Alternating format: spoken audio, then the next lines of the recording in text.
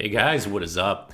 Here you're going to see what is probably going to be my last low-level invasion video, at least for a while. The main reason I've been playing at low levels was really a few reasons. One is there's tons of activity, so you almost never have to wait for an invasion.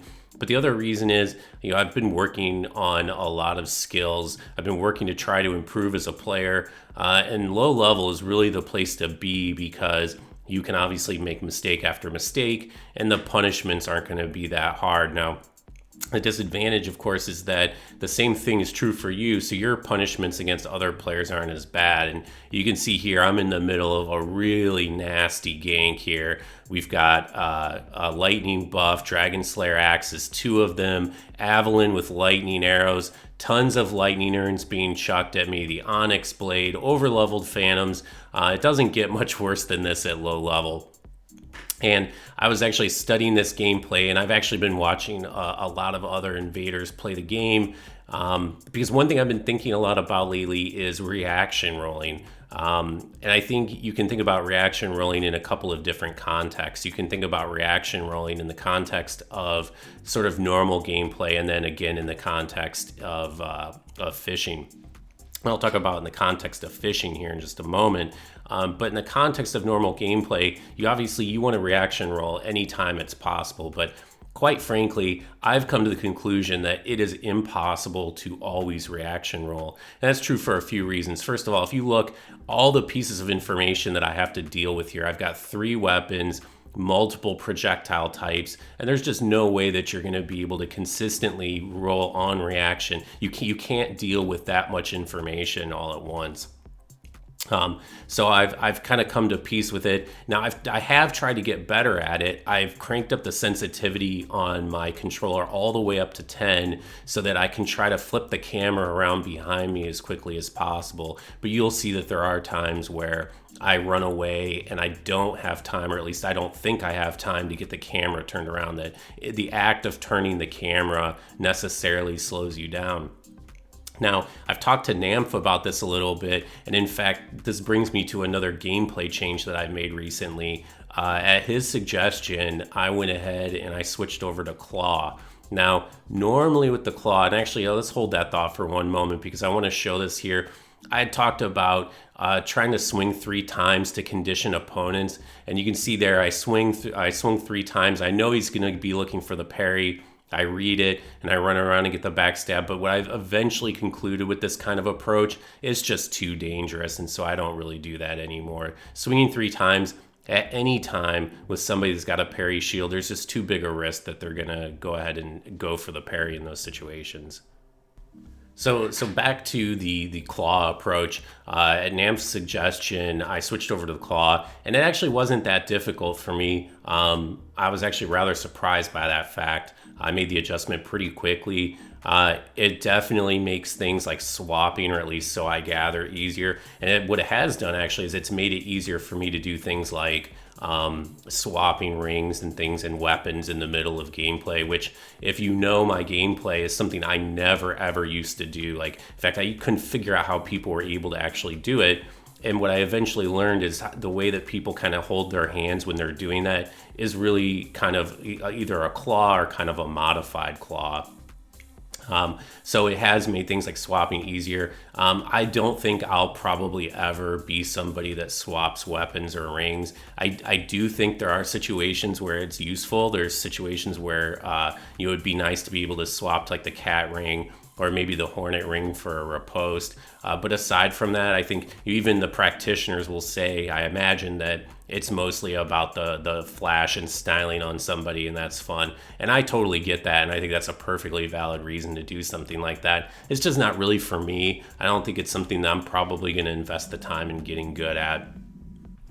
So I'd referenced fishing earlier and reaction rolling. And this is something that's really been driven home to me lately because I've been spending a lot more time fishing, trying to get good at it. And I've also, not probably coincidentally, gotten better at maybe not counter fishing somebody that's trying to fish me. That's something I'm actually still working at, but at least knowing how to defend against somebody that's trying to fish me. I used to actually do very poorly at that, but I've gotten a lot better at it. And I think you do anything like that and you start to learn how to defend against it. But one of the big, and mea culpa, I didn't see the offhand curved sword there. That Phantom did a really good job of selling the fact that he wasn't paying attention there. So that was actually really nicely done. But what it really opens up to me is even if you're not actually backstabbing somebody, it forces the other person to do what I would call like an anticipatory roll, not a reaction roll, because you can't reaction roll a backstab.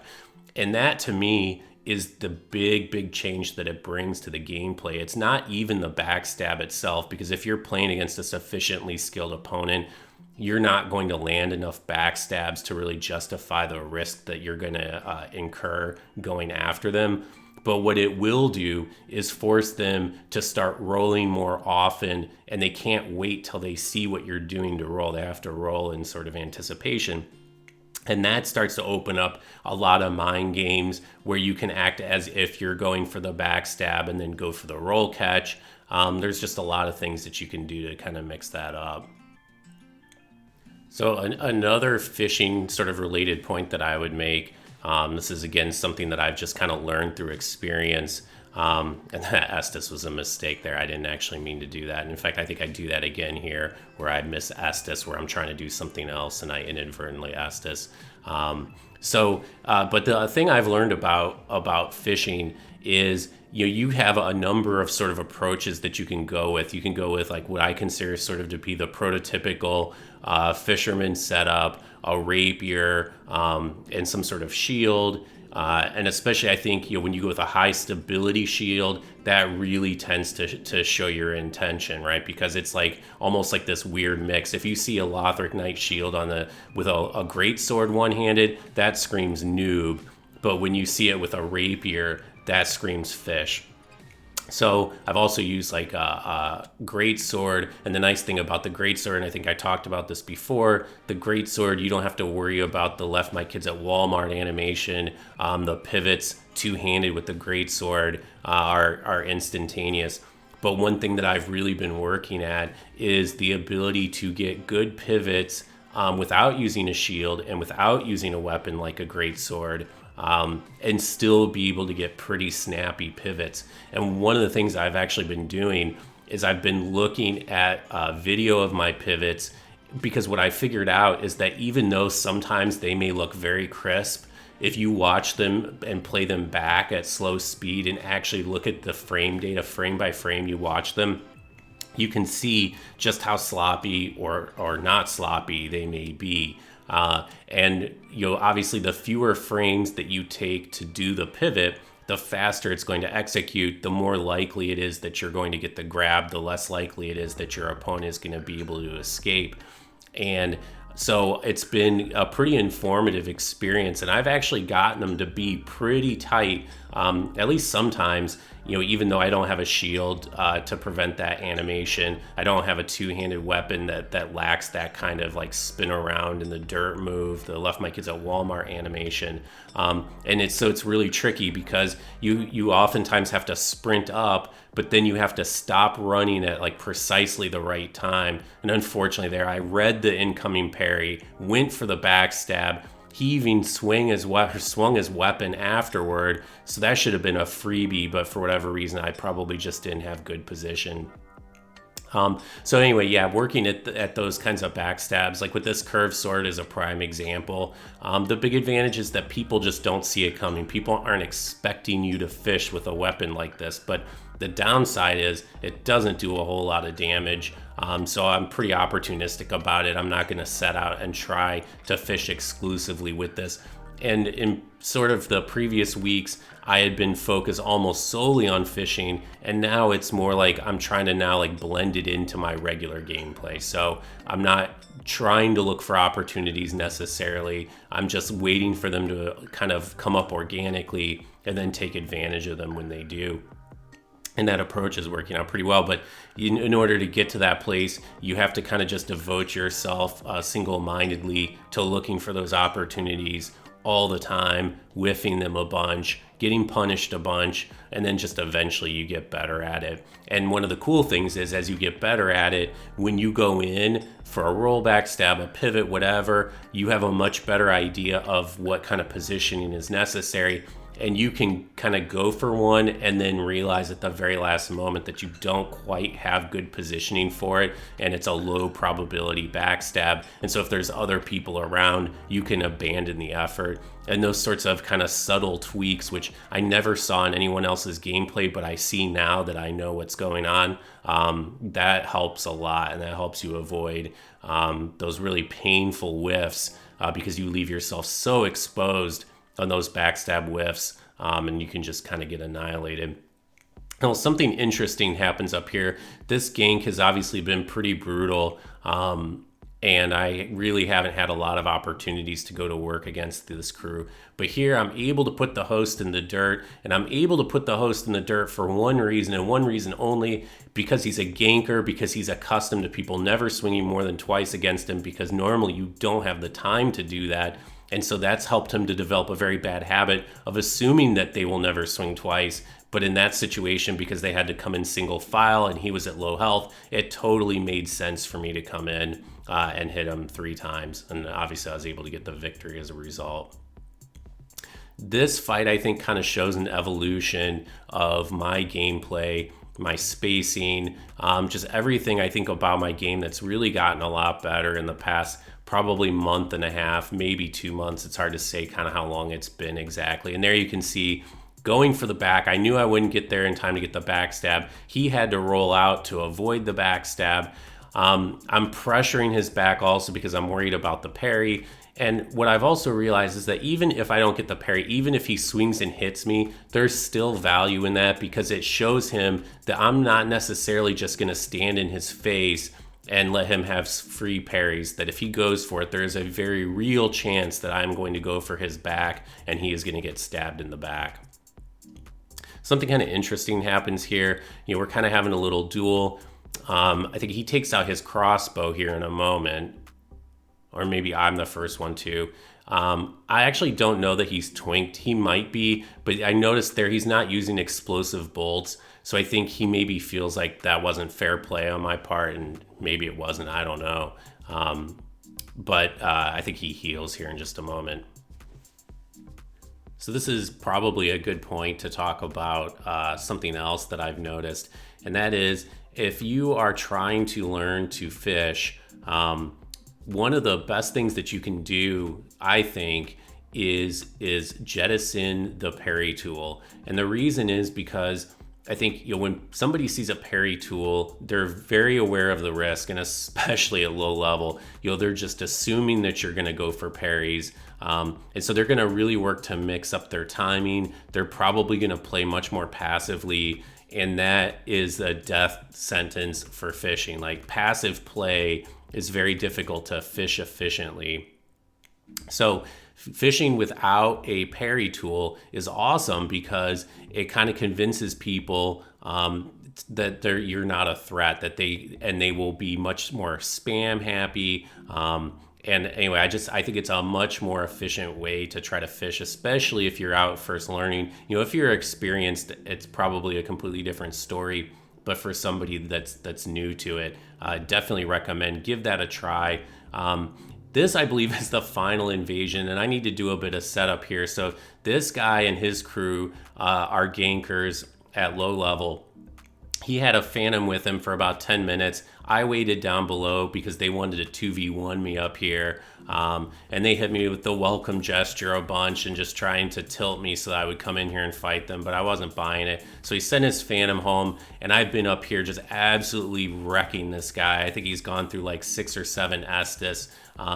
And so now he decided he was going to summon his buddy back in. And so I've decided I'm going to give him a bit of the business here first, and then I'm going to go ahead and retreat to the safety down below the mobs. And it's kind of funny because, these guys have pretty good gear. I don't remember if the Phantom is over leveled or not. I truly don't remember. Maybe we'll get a look at it here. But obviously he's got lots of late game gear. And you'll notice I've actually been using Sieg Brows again, even though I think I said in a previous video that I wasn't going to. And the conclusion that I've come to is against these gank squads, they all do it. They all use Sieg Brows. They all use Divine Blessings. And the home team already has so many advantages that you really have to grab any advantages for yourself that you can. This guy is soul level 31. It is very, very rare that I run into an actual host at these levels. It is almost all gankers. And in fact, I had my soul level 44 plus 6 build out the other day. And lo and behold, I saw 2 embers here in the woods. And sure as shit, I was getting invasion after invasion with crews that were obviously trying to stack huge advantages. So here, the home team was not content with the advantage that they had to 2v1 me. They summoned in their other gank buddy. They summoned him in as a red, presumably to make it more difficult for me to get some backup help. And there they had used a seed, which I unfortunately did not see, and I almost died as a result. So you see here, I do not have a very good time of it. These guys put me under a lot of pressure. They do a lot of damage. And you can see this actually, at this point, this invasion had been going on for probably a half hour at this point. And needless to say, there was a lot of gesturing from them. They are pretty salty. I'm getting pretty frustrated. I want to beat these guys about worse than anything. And I imagine they probably feel the same way right now. But you can see things aren't looking good for me. I'm out of Sieg Brows at this point, and I think I've probably got about 2 Estus left.